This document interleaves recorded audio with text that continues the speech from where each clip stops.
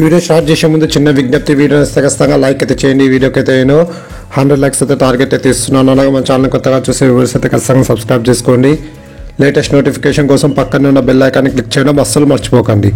Hi viewers, this is friend, welcome back our YouTube channel. ఈ వీడియోలో మనం రాయచోటి నుండి బళ్ళారి వెళ్ళే ఏపీఎస్ఆర్టీసీ ఎక్స్ప్రెస్ బస్సు యొక్క పూర్తి వివరాలు తెలుసుకుందాము. ఈ బస్సు రాయచోటి డిపోకి చెందిన ఎక్స్ప్రెస్ బస్సు. ఈ బస్సు ప్రతిరోజు మధ్యాహ్నం 12:45 రాయచోటి బస్టాండ్లో అవైలబుల్గా ఉంటుంది. మధ్యాహ్నం 1 గంటకు రాయచోటి నుంచి అయితే బయలుదేరుతుంది.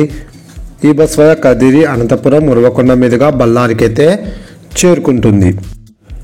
ఈ బస్ కదిరికి మధ్యాహ్నం 2:45, అనంతపురంకు సాయంకాలం 5:15, ఉరవకొండకు రాత్రి 7:20, అలాగే బళ్ళారికి రాత్రి 9 గంటలకైతే చేరుకుంటుంది. రాయచోటి నుండి బళ్ళారికి సుమారుగా 262 కిలోమీటర్ల దూరం ఉంటుంది. రాయచోటి నుండి బళ్ళారికి టోటల్ జర్నీ అవర్స్ 8 గంటలు. రాయచోటి నుండి బళ్ళారికి బస్ ఫేర్ 380 రూపాయలు అయితే అవుతుంది. ఇప్పుడు మనం బళ్ళారి నుంచి రాయచోటి వెళ్ళే ఏపీఎస్ఆర్టీసీ ఎక్స్ప్రెస్ బస్సు యొక్క పూర్తి వివరాలు తెలుసుకుందాము. ఈ బస్ ప్రతిరోజు తెల్లవారుజామున 3:15 బళ్ళారి బస్ స్టాండ్లో అవైలబుల్గా ఉంటుంది. తెల్లవారుజామున 3:30 బళ్ళారి నుంచి అయితే బయలుదేరుతుంది.